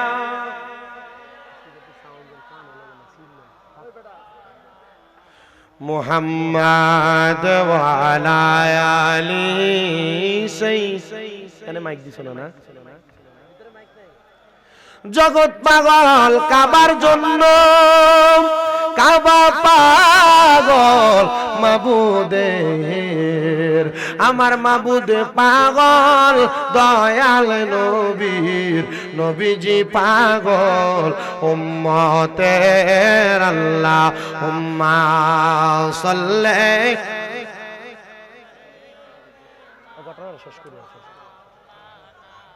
মুহাম্মাদ ওয়া আলা আলি সাইয়্যিদিনা। হযরত সুলতান মাহমুদ গজনবী রাহমাতুল্লাহ আলাইহি তাদেরকে ডাক দিলেন, এ ভাই আপনারা কেন আসছেন? আপনারা বুঝি আমার মতো কাজ করেন? তারা ডাক দিয়ে বলে, হ্যাঁ আমরা আপনার মতো কাজ করি। বলে আপনারা কেন আসছেন? বলে এলাকার বাদশা সুলতান মাহমুদ গজনবীর বাড়িতে চুরি করার জন্য। বলে যদি আপনারা চুরি করার জন্য আসেন, আপনারা বলেন আপনারা যে 4 জন মানুষ চুরির মাল ভাগাভাগি করেন কেমনে? তারা 4 জন ডাক দিয়ে বলতেছে, বাদশা শুনেন, আমরা চুরি বলে এমনি এমনি ভাগাভাগি করি না, আমরা 4 জনের 4টা গুণ আছে, যে 4টা গুণ দিয়া আমরা আমাদের মালগুলা সমান ভাগভাবে নিয়ে যাই। বাদশা ডাক দিয়া বলে, কি গুণ আছে আপনি বলেন না? 4 জন ডাক দিয়া বলতেছে, একজন কয় আমার একটা গুণ আছে, আমার গুণ হইল যখন কোন বাড়িতে চোর প্রবেশ করে, বাড়ির সামনে কুকুর থাকে, ওই কুকুর ঘাউ ঘাউ করে কি বলে, আমি কুকুরের বাসা বুঝতে পারি। বলে ভালো একটা গুণ। বলে এরপর আপনার কি গুণ আছে? তিনি বলে আমার গুণ হইল আমি যেই বড় বাড়ির মধ্যে যাই না কেন, বাড়ির মধ্যে যত বড় লোক মানে তালা থাকুক না কেন, আমি চোখের একটা ইশারা দিয়া ওই বড় তালাটা খুলতে পারি। 3 নাম্বার ব্যক্তি তোমার কি গুণ? তিনি ডাক দিয়ে বলেন আমার 3 নাম্বার গুণ হলো আমি ঘরের মধ্যে প্রবেশ করার সাথে সাথে নাকের ঘ্রাণ টান দিলে কোন জায়গায় কি আছে আমি সেটা বলতে পারি। 4 নাম্বার ব্যক্তিরে বলে তোমার কি গুণ আছে? বলে আমি দিনের বেলা যারে দেখি রাতের বেলা তারে চিনি, রাতের বেলা যারে দেখি দিনের বেলা তারে চিনি। বলে গুণ তো ভালো, তাহলে তোমরা সঙ্গে আমারও নিয়ে যাও। বলে আপনার কি গুণ আছে? বলে যদি আপনার গুণ থাকে তাহলে আপনারও সমান ভাগ দেওয়া হবে। বাদশা ডাক দিয়ে কয় আমার গুণ হইল আমি যদি ডান দিকে তাকাই ফাঁসির আসামি মাফ পাওয়া যায়, আমি যদি বাম দিকে তাকাই দুনিয়ার জমিনের ফাঁসির আসামি শুধু মাফ হয় না, মৃত্যুদণ্ড মাফ হয়ে যায়। বলে ঠিক আছে, তাহলে আপনার মতো লোক আমাদের দরকার। যেহেতু রাজপ্রাসাদে চুরি করতে যাব, ধরা খাইলে তো ফাঁসি পাওয়া লাগবে। আসলে কি চুরি করতে যারে লইয়া যায় তিনি চোর না বাড়ির মালিক? আপনার কি কষ্ট হইতাছে? আমি কষ্ট দেই না বেশি, আপনারা জানেন আমি অল্প সময় ওয়াজ করি। হ্যাঁ হাঙ্গরে ফজরের নামাজ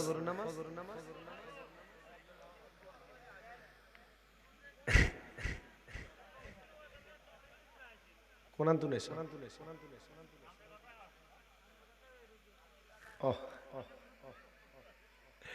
শুনেন আমার মুসলমানেরা, নিজের বাদশার লইয়া বাদশার বাড়িতে গেছে চুরি করতে। এবার কুকুরের সামনে দিয়া যায়, বাদশা জিজ্ঞাসা করে এ ভাই তোমার তো ক্ষমতা, কুকুর যা বলে তুমি বুঝতে পারো। কুকুর এখন গেউ গেউ করা শুরু করছে, তুমি বলো কুকুর কি বলছে। এ ডাক দিয়া কয় এ বাদশা এ ভাই শুনো, কুকুর বলছে আমরা নাকি যার বাড়ি তারা লইয়া চুরি করতে যাই।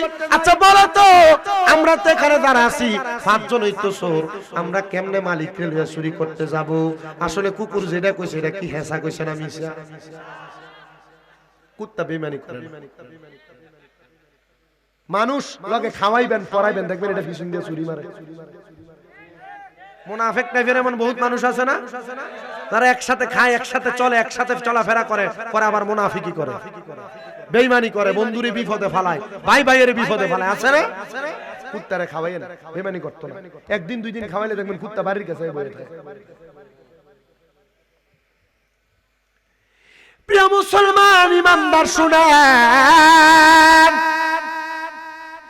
এবার পাঁচজন একসাথে বাদশার দরজার সামনে, বলে দরজা খোলার ক্ষমতা যার, দরজাটা খোলো। সে হাতটা দিয়ে ঘুরে কি যেন করছে, দরজাটা ডাইরেক্ট খুলে গেছে। বাদশা কয় দুনিয়ার সাধারণ কোন চোর না, এই চোরগুলা বড় মারাত্মক চোর। এদেরকে নিয়ে প্রবেশ করছে, ঘরে প্রবেশ করে একজন নাকের সুগান টান দিয়া ডাক দিয়া কই আমার সংকট সঙ্গীরা, এ ঘরে মাল আছে, ওই ঘরে ওই মাল আছে, সব মালগুলা নিয়ে একটা ঘরের মধ্যে জমা করো, এরপর আমরা একসাথে এখান থেকে বের হব। পুরা ঘরের মাল চুরি করতে করতে, পুরা ঘরের মাল চুরি করতে করতে, পুরা ঘরের মাল চুরি করতে করতে একটা ঘরের মধ্যে নিয়ে রাখছে। এমন টাইমে চারদিকে আযান শুরু হয়ে গেছে, আসসালাতু খায়রুম মিনান নাওম। বাদশাকে আমি তাহাজ্জুদ নামাজ পড়তে উঠতেছিলাম, কিন্তু তাহাজ্জুদ নামাজ আমার পড়া হয় নাই, কিন্তু আমি ফজরের নামাজ তো ছাড়তে পারবো না। আমি দেখলাম ওই সাইড সোরা মালগুলারে নিয়া আমার নামাজের ঘরের মধ্যে ঢুকাইছি। আমি আর চিন্তা না কইরা ঘরের দরজাটা বন্ধ করে দিলাম। ওই চারজন কান্নাকাটি করতেছে, হায়রে কোন জায়গাতে আসলাম, ঘরের দরজা বন্ধ, আজকে চুরির দায়ে আমাদেরকে আঘাতপ্রাপ্ত করা হবে, আমাদেরকে ফাঁসি দেওয়া হবে, আমাদের সাইড সোরেরা না আটকাইলো, আমাদের সাথে যে ছিল সে কোথায়, তারে তো আটকাইলো না। পরের দিন সকাল বেলা পুরা গজনব এলাকার মধ্যে এলান হয়ে গেছে, এই গজনবের মানুষ খবর পাইছো বাদশার বাড়িতে চুরি করার জন্য চোর প্রবেশ করেছে, তোমরা সবাই মাঠের মধ্যে জমায়েত হও, সবার সামনে চোরদেরকে শাস্তি দেওয়া হবে। সবাই মাঠের মধ্যে চোরদেরকে আইনা কাঠগড়ার মধ্যে দাঁড় করানো হয়েছে। বাদশা সুলতান মাহমুদ বাদশাহীর পোশাক পরা ওনার সিংহাসনের মধ্যে বসছে। ওই চোরের 4 জনের ভিতরে 3 জন চোর কান্না কাটি করতেছে, হাইরে বাদশার বাড়িতে চুরি করলাম, এখন তো বাদশা আমরারে ফাঁসি দিব, কিন্তু একজন চোর মুস্কি মুস্কি হাসতাছে। বাদশা কয় মানুষ অবাক হয়ে গেছে রে, জিজ্ঞাসা করতেছে হে মানুষ তোমরা বলো না 3 জন তো কান্দে, তার আঘাত দেওয়া হবে, শাস্তি দেওয়া হবে, কিন্তু একজন চোর কি লাগা হাসি। ওই যে রাতকে যেটারে দেখে দিন হইলে এটারে সিগন্যাল আইছে, চুরি তো করতে আইছি না, বাদশার লগে না ঘরে ঢুকছে।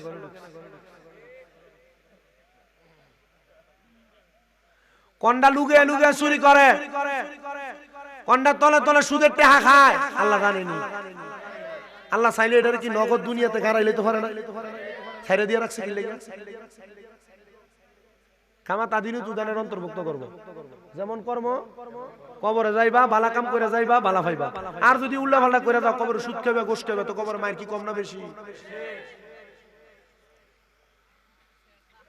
কেমন আঘাত, এটা বড় মারাত্মক আযাবুন শাদীদ, যন্ত্রণাদায়ক শাস্তি দেওয়া হবে। কিন্তু ওই 4 জনের 3 জন কান্দে, একজন হাসে। বাদশা ডাক দিয়া কয় চোরের দল 3 জনে কান্দাছে, তারার ভিতরে মরণের ডর আছে, তোমার ভিতরে কি মরণের ডর নাই? সে হাসে আর ডাক দিয়া কয় বাদশা গো, রাতের বেলা একসাথে চুরি করতে ঢুকলেন, একই রকমের অপরাধী, কিন্তু কেমনে গো আমরারে আটকাইলেন একবার বলেন না? বাদশা ডাক দিয়া কয় তোমরারে আমি মনে করছিলাম আমার মতো তাহাজ্জুদ করা মানুষ আমাদের সমাজে এমন বহু বুজুর্গ মানুষ আছে, দাড়ি টুপি লাগায়া পরের হক মাইরা মাইরা খায়।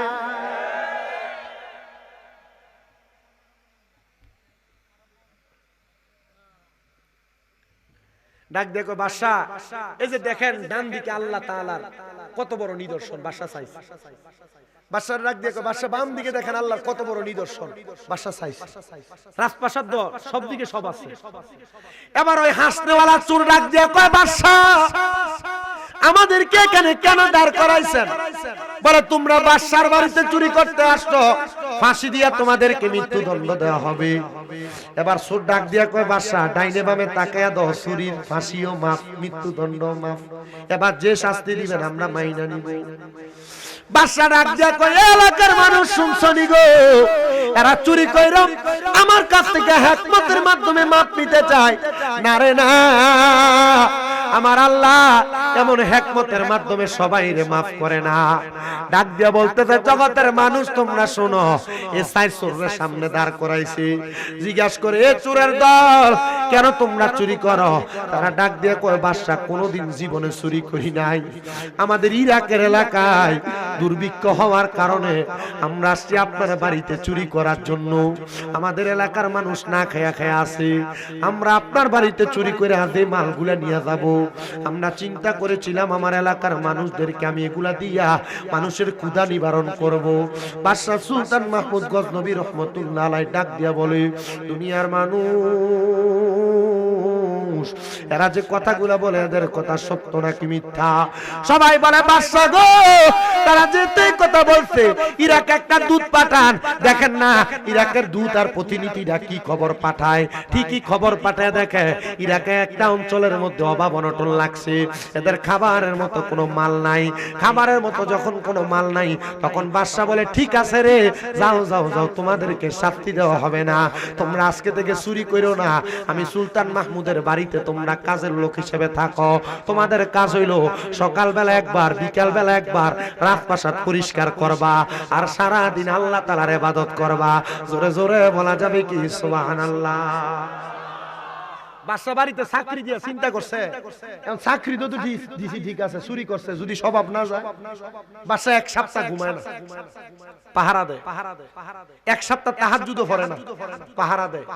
তো বাদশা সুলতান মাহমুদ গজনবী এক সপ্তাহ পাহারা দেওয়ার পর উনি রাত্রবেলা ঘুমাইছে। আর ওই চোরদেরকে যে কাজ দিতে, এই চোরেরা কাজ করার পরে বাকি অংশ কি করে? ইবাদত করে। কোন না কি করে? আপনি সারাদিন কাজ করেন ঠিক, আবার গরুর মতো ঘুমান, সকালে ঘুম থেকে ওঠেন, খান, আবার দান কাকামে। ইবাদতের খবর কোনো কিছু?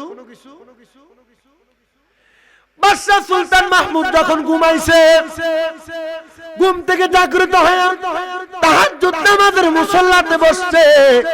তাহাজ্জুদ নামাজ পড়লাম, বাদশা বলে আমি তো পাহারা দিছি এক সপ্তাহ, এ চোরগুলা আমার বাড়িতে কাজগুলা করবে কিনা আমি একটু মুরাকাবা করতে লাগলাম, আল্লাহর কাছে জানতার চেষ্টা করলাম।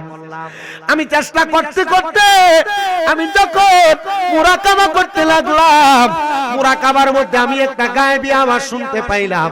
আমার আওয়াজের মাধ্যমে জানায়া দেওয়া হয় এ বাদশা সুলতান মাহমুদ কি করলি রে? আমার আল্লাহর এত বড় চারজন ওলি রে তোর বাড়ির চাকর বানায়া রাখলি। বাদশা কয় আল্লাহ তোমার চারজন বন্ধুরে আমার বাড়ির চাকর বানাইলাম এটা তো বুঝতে পারলাম না। জবাব আসতেছে হে বাদশা সুলতান মাহমুদ গজনবী, যারা এক সপ্তাহ আগে তুমি চোর মনে কইরা তোমার বাড়িতে জায়গা দিছিলা এবং তোমার বাড়ির চাকর বানায় রাখছো, এরা আসলে চোর না, এরা গত এক সপ্তাহ আমি আল্লাহর এত ইবাদত করছে, এরা যে তোমার রাজপ্রাসাদ পরিষ্কার করে আমি আল্লাহর কাছে এটা লজ্জা লজ্জা লাগে। আল্লাহর কোন প্রিয় বান্দা, আল্লাহর কোন নেককার বান্দা দুনিয়াতে কষ্ট থাকতে পারে না, আমার আল্লাহ তারে কষ্ট রাখে না। বলে হুজুর সারা জীবন নামাজ পড়ি তবু আমার বিপদ যায় না, হুজুর সারা রোজা রাখি আমার বিপদ যায় না। আব্বাজি মনে রাখবা মুমিন বান্দাদেরকে অভাব দিয়া বিপদ দিয়া আমার আল্লাহ তাআলা পরীক্ষা করে, মুমিন বান্দারে বিপদ দিয়ে অভাব দিয়ে আমার আল্লাহ তাআলা পরীক্ষা করে। আমি আপনাদের কাছে আবদার করি রে বাবা, পর্দার অন্তরালের মা বোনেরা, ঘর থেকে রোগ বালা মুসিবত না গেলে, সন্তান না হইলে, কামাই রুজি না হইলে ধৈর্য হারা হইেন না। আল্লাহর দরবারে কান্নাকাটি কইরে দেখবেন আমার আল্লাহ তাআলা আপনার বিপদ দূর করে দিবে, অভাব দূর করে দিবে, মনের নেক নেক আশাগুলা পূরণ করে দিবে। বাদশা তাড়াতাড়ি সেজদা থেকে উইঠা দৌড়ায়া চারজন ব্যক্তিরে ডাক দিয়াই না বাদশার রাজ সিংহাসনের মধ্যে বসায় আর ডাক দিয়া কই, ও আল্লাহর বান্দারা, আর আমার রাজপ্রাসাদ আপনারা পরিষ্কার করা লাগবে না। আজকে থেকে আমি বাদশা সুলতান মাহমুদ আপনাদের জুতা পরিষ্কার করে দিব, তবু আপনারা আমার দরবার থেকে যাইবেন না। সুলতান মাহমুদ রহমতুল্লাহ আলাইহি ডাক দিয়া বলতেছে, জগতের মানুষ, আমি এত সম্মান এত ইজ্জত দিয়া তাদেরকে রিসিভ করেছি, তারা আমার কথাগুলা শুনেছে, গ্রহণ করেছে, তবে আমি তাদেরকে বললাম, ও আমার চারজন আল্লাহর খাস বান্দা, আপনি একটু দোয়া করেন না। আমি সুলতান মাহমুদ গজনবী আজকে 12 বছর পর্যন্ত মুরাকাবা করতেছি, কিন্তু আমি আমার মা বাপরে দেখতেছি না। ওই চারজন ডাক দিয়া কই, ও সুলতান মাহমুদ গজনবী, দেখবেন কেমনে গো, বাদশাহী পরিচালনা করতে যায় আপনার দরবারে যে মানুষদেরকে আহার করার জন্য চাল দেওয়া হয়, গম দেওয়া হয়, আপনার ওই প্রজাদের মধ্যে এটা সমানভাবে দেওয়া হয় না। এই জন্য আপনি ইনসাফ বেইনসাফ হওয়ার কারণে আপনি আপনার মারে বাপরে দেখতে পান না। এবার শুনো, মানুষকে মাল সামান দেওয়ার সময় ওজন করে সমানে সমানে দিবা, নচেত তোমার ইবাদত আসমান এবং জমিনের মাঝখানে ঝুলন্ত অবস্থায় থাকবে, ঝুলন্ত অবস্থায় থাকবে। সুলতান মাহমুদ গজনবী বলে, এবার আমি ওই দিনই মাইপা মাইপা মানুষকে মাল দেওয়া লাগলাম, বাইতুল মালের সম্পদ দিতে লাগলাম। ওই দিনে আমি তাহাজ্জুদ করে মুরাকাবা করার পরে স্বপ্ন দেখলাম, আমার আম্মা এবং আমার আব্বা জান আমার স্বপ্নের মধ্যে আইসা আমার মাথার মধ্যে হাত বুলিয়ে দিতেছে। আমি বললাম, মা ও আব্বা জান, আপনাদেরকে আমি 12 বছর পর্যন্ত তালাশ করি, কিন্তু আপনাদেরকে আমি দেখতে পাই না, আজকে কেমনে কিভাবে আসলেন গো? মা বাবা আমার জবাব দেও, সুলতান মাহমুদ শোনো, আমার আল্লাহ তাআলা আমাদেরকে আজকে এমন একটা সম্মান দিয়া তোমাকে সাক্ষাৎ দেওয়ার জন্য পাঠাইছে, কারণ তুমি যখন তোমার প্রজাদের প্রতি সম্মান করেছো, ইনসাফ করেছো, আমার আল্লাহ তাআলা ওই ইনসাফের বরকতে আমরা মা বাপরে মাফ কইরা জান্নাতের মধ্যে জায়গা করে দিছে। এ আমার ময়ূরার বাবারা, এ ময়ূরা এলাকার বাইতুল জান্নাত জামে মসজিদের উদ্যোগে জান্নাতের বাগানে যারা যারা বসলেন, আপনাদের তো অনেকের মা কবরে, আপনাদের তো অনেকের বাবা কবরে, আপনাদের মা বাবা কবরে কেমন আছে আপনারা কেউ জানেন না। মা বাপরে যে মাটি দিয়ে তৈরি আসছেন, এখনো কোনোদিন স্বপ্ন দেখেন নাই, হুজুর দেখবো কেমনে গো? মা বাবার চেহারাটাই তো আমরা মনে নাই। অনেক সন্তান আছে মা বাপের গুরুস্থানের সামনে নিয়ে দাঁড় করে দিলে যদি বলা হয় মা বাবার কবর কোনটা একটু চিনিয়া দাও, মা বাবার কবরটা চিনাইতে পারবে না, ভুল লাগেছে। সন্তান দুই দে মা বাবার কবরের কাছে যাওয়া ছাড়া আর কোনোদিন তো মা বাবার কবরের সামনে যাও না। মা বাপ তোমারে লক্ষ লক্ষ টাকার সম্পদ দিয়া গেছে, মা বাপ তোমারে লাখ লাখ টাকার জায়গা জমি দিয়া গেছে, যদি এগুলা না দিয়া যাইতো, যদি তুমি ভাড়া থাকতা প্রতি মাসে 5,000 টাকা করে ভাড়া দিতা, 12 মাসে 60,000 টাকা ভাড়া দেওয়া লাগতো। ওই মা কবরে বাবা কবরে, আম্মা বাবারও কষ্ট করে তোমারে মানুষ করছে, নিজে খায় নাই তোমারে খাওয়াইছে, এখন তুমি লাখ লাখ টাকার মালিক, কিন্তু মা বাপরে দামি একটা খানা তোমারে খাওয়াইতে পারো না, খাওয়াইবা কেমনে? মা বাপ কবরে।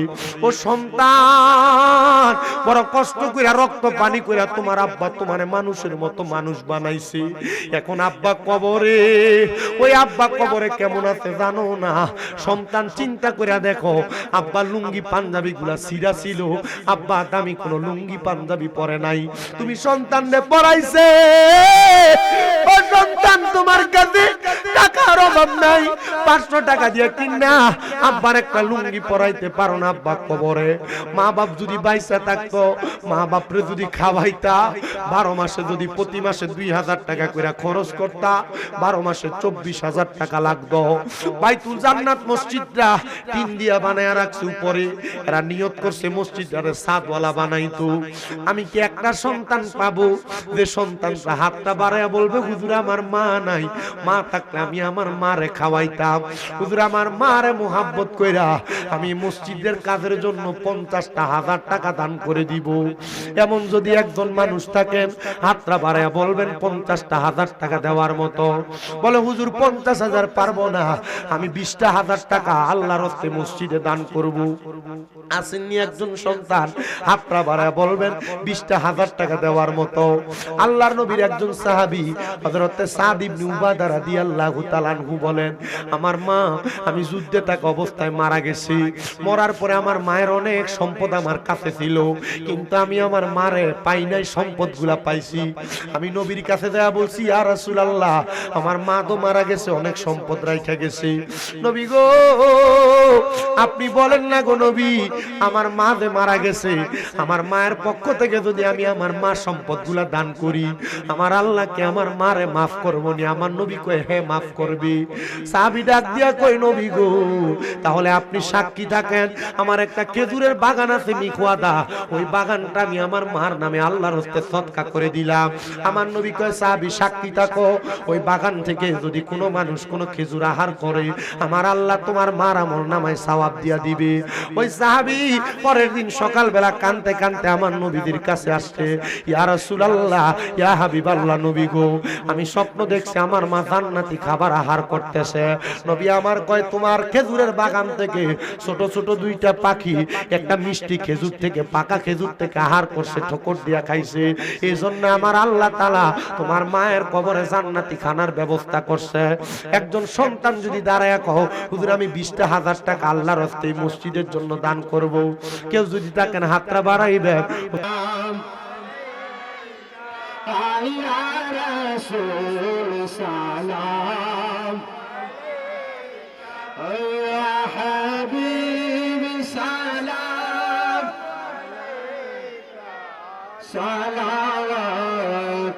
সালাওয়াতুল্লাহ, আরশ কা কাবা মদিনা, আরশ কা কাবা মদিনা, কাবে কা কাবা মদিনা, রিয়াজুল জান্নাহ মদিনা, ইয়া নবী মোহাম্মদ, আয়া রাসূল সালাম, আয়া হাবিব সালাম, সালাওয়াতুল্লাহ, আমার বাবা পিরুস্তা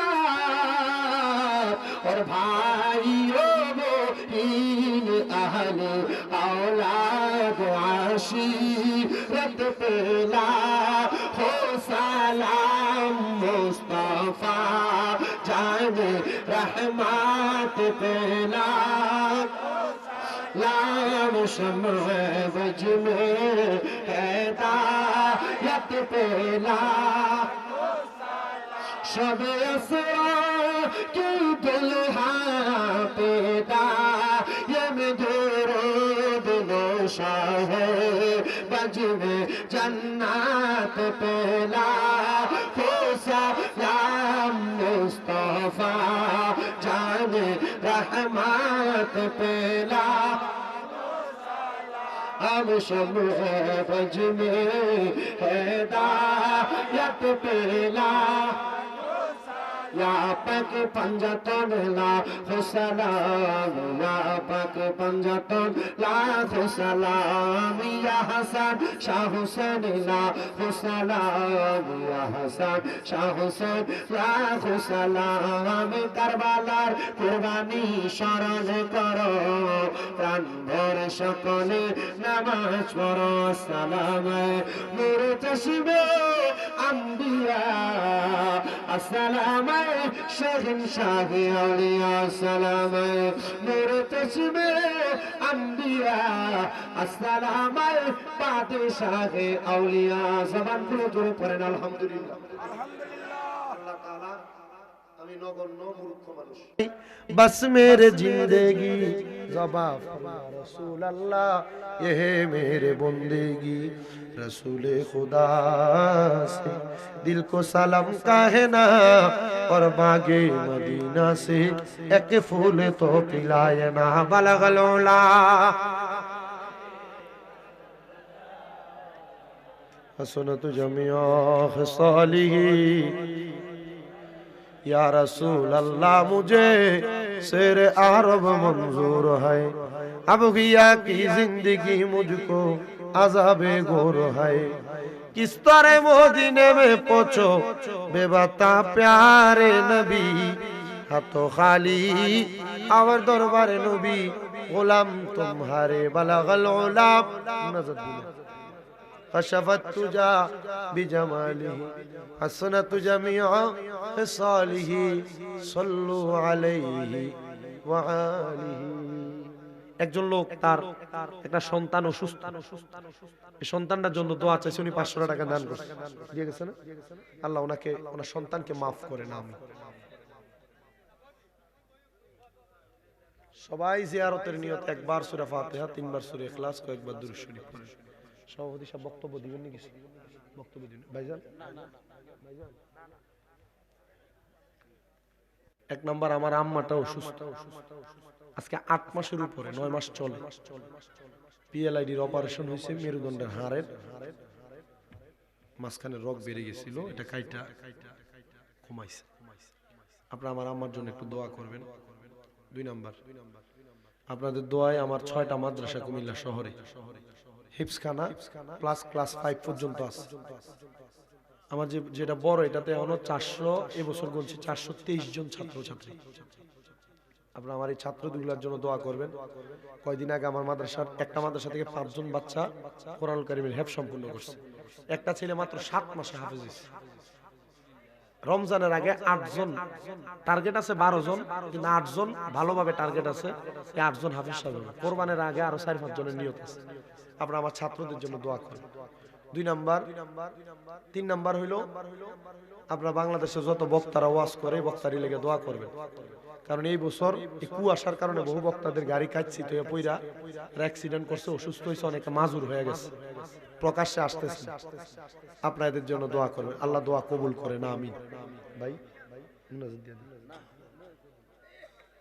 আর কোনো কিছু তোমার নিয়ে আস দিবে মুনাফিক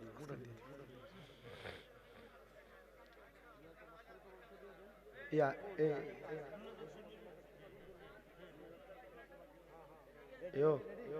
আমরা ভাত খাওয়াবেন নি? খাওয়াবেন। যারার ঘরে খান আমরা তরকারিটি গরম করে রাখেন গো।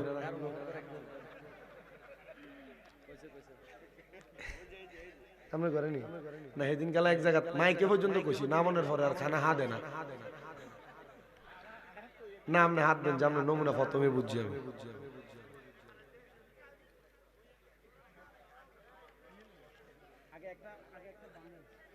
এদিকে হিসাব দিবেন না মুনাজাত? আল্লাহুম্মা আমিন, আল্লাহুম্মা আমিন। আলহামদুলিল্লাহি রাব্বিল আলামিন, আসসালাতু ওয়াসসালামু আলা রাসূলিহিল কারীম। আল্লাহুম্মা আনতাস সালাম ওয়া মিনকাস সালাম ওয়া ইলাইকা আরজুস সালাম। হাইয়িনা রাব্বানা বিসসালাম ওয়াদখিলনাল জান্নাতা দারাকা দারুস সালাম। তাবারাকতা রাব্বানা ওয়া তাআলাইতা ইয়া জাল জালালি ওয়াল ইকরাম। اللهم صل صلاة كاملة وسلم سلاما تاما على سيدنا محمد الذي تنحل به العقد وتنفرج به الكرب وتقضى به الحوائج وتنال به الرغائب وحسن الخواتم ويستسقى الغمام بوجهه الكريم وعلى آله وأصحابه في كل لمحة ونفس بعدد كل معلوم لك. اللهم صل على سيدنا محمد وعلى آل محمد بعدد كل داء ودواء وبعدد كل علة وشفاء. رب العالمين আল্লাহ রহমতের নজর করে তাকিয়ে দেখেন গো আল্লাহ। আল্লাহ কুমিল্লা জেলার অন্তর্গত নাঙ্গলকোট থানাধীন ময়ূরা বাইতুল জান্নাত জামে মসজিদের উদ্যোগী 5তম বাৎসরিক ওয়াজ ও দোয়ার মাহফিল সাজায়া এলাকার উলামায়ে কেরাম, দাড়ি পাকা মুরব্বী বাবারা, যুবক নওজোয়ান ভাইরা, ছোট ছোট মাসুম বাচ্চারা, পর্দার অন্তরালের আমার কত মা বোনেরা, আল্লাহ তোমার শাহিন শাহী পাক দরবারে গুনাহগার কাঙ্গালের বেশে 2টা হাত বাড়াইছে আল্লাহ। যার হাত তোমার দরবারে মায়া লাগে, পছন্দ হয়, ওই হাতের উসিলায় আমাদের প্রত্যেকের জীবনের গুনাহ মাফ করে দাও আল্লাহ। এই জীবনের গুনার দিকে তাকাইলে আমাদের কাছে বড় ভয় লাগে, কোন দিন জানি মালাকুল মউত আজরাইলের হাতে ধরা পড়ে যায়। ওই কঠিন মুসিবত আসার আগে আমাদের প্রত্যেকের জীবনের গুনাহ তুমি মাফ করে দাও আল্লাহ। ফরিয়াদ তোমার দরবারে বলি ও দয়াল, অনেক সন্তানের হাত বাড়াইছে যাদের দুনিয়ার জমিনের মধ্যে আব্বা নাই। যেই বাবা রিক্সা চালায়া মাটি গাইটা মাথার গাম পায়ে ফালায়া পরের বাড়িতে বদলার কাজ কইরাম সন্তানরে মানুষের মতো মানুষ করার জন্য আব্বা রক্তরে পানি বানাইছে, এমন আব্বা যাদের কবরে গো আল্লাহ, আব্বার কবরও জান্নাতের বাগান বানাইয়া দাও। ও দয়াল, কে জানি গাছ দাঁড়াইছে, কার জানি দুনিয়াতে মা নাই। আরে মা, যে মারে মাকে ডাকলে কলিজার আগুন পর্যন্ত ঠান্ডা হইয়া যায়, যে মা নিজে না খেয়া সন্তানরে খাওয়াইছে, এমন মা যাদের কবরে গো আল্লাহ, আমার কবর জান্নাতের বাগান বানায়া দাও। মরিয়া গিয়াছেন আল্লাহ, ওই আল্লাহ যারার মা বাপ মাফ করিয়া দেন না গো আল্লাহ, কয়বরে রাজাও। আম্মায় আব্বা চইলা গেছে আল্লাহ যারারে পালাইয়া, তারারে নাই খাগো গেছে কান্দিবার লাগিয়া। আল্লাহ যাদের মা বাবা কবরে, আম্মা আব্বারে তুমি মাফ করে দাও।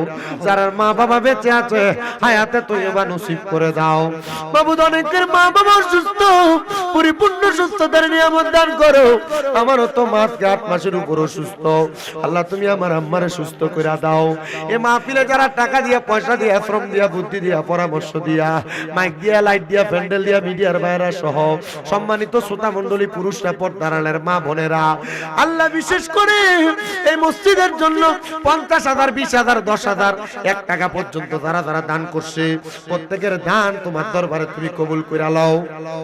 আল্লাহ আমার স্বপন ভাই 20,000 টাকা দান করছে, দোয়া চাইছে, আল্লাহ ওনার দানও তুমি কবুল মঞ্জুর করে নাও। এই মসজিদটা তোমার ঘর, তুমি তো হেফাজতের মালিক। আল্লাহ এই মসজিদের কাজটা ধইরা তারা যেন সুন্দরভাবে কাজটা সম্পূর্ণ করতে পারে, সে তৌফিক তুমি তাদেরকে দান করে দাও। আল্লাহ পর্দার অন্তরালে আমার অনেক মা বোনেরা দোয়া চায়, আমার মা বোনদের খাস দোয়াগুলা তুমি কবুল করো। মনিব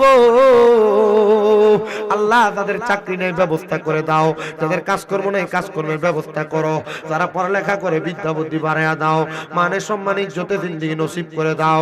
অনেক প্রবাসী ভাইরা বিদেশ থেকে দোয়া চায়, আল্লাহ প্রবাসীদের খাস দোয়াগুলা কবুল মঞ্জুর করো। এই মাহফিলটার জন্য ইন্তেজামিয়া কমিটি যারা যারা পরিশ্রম করেছে, কষ্ট করেছে, আল্লাহ তাদের প্রত্যেকের পরিশ্রমগুলো কবুল করে নাও। আল্লাহ প্রত্যেকের দান তুমি কবুল করে নাও। এ তাবারুক বক্ষণ করে আমাদের রোগের শেফা হিসেবে তুমি কবুল করো। ফিলিস্তিনের মুসলমানদেরকে তুমি হেফাজত করো। সোনার বাংলাদেশের উপর তোমার খাস রহমত বরকত দান করে দাও। আল্লাহ মরণ দিবা দুঃখ নাই, বেঈমান বানায়া মরণ দিও না। আল্লাহ মরণের আগে বারবার মক্কা মদিনা তাওয়াফ জিয়ারত নসিব করাইও। মদিনা না দেখা যদি মারা যায়, মরার পরে রূহটা মদিনা মদিনা বইলা কানবে। আল্লাহ খাসুল খাস ভাবে আমার ফয়েজ আহমদ ভাই ওনার আম্মা আব্বার জন্য দোয়া চাইছে, আল্লাহ উনি সহ এলাকার যত সন্তান আছে, এলাকার যত মানুষ আছে, আল্লাহ প্রত্যেকের মনের নেক দোয়াগুলো তুমি কবুল করে আমাদের মরণের আগে বারবার মক্কা মদিনা তাওয়াফ জিয়ারত নসিব করায়া আখিরি জবানে মধুর কালেমা পড়ায়া দিয়েন লা ইলাহা ইল্লাল্লাহু মুহাম্মাদুর রাসূলুল্লাহ।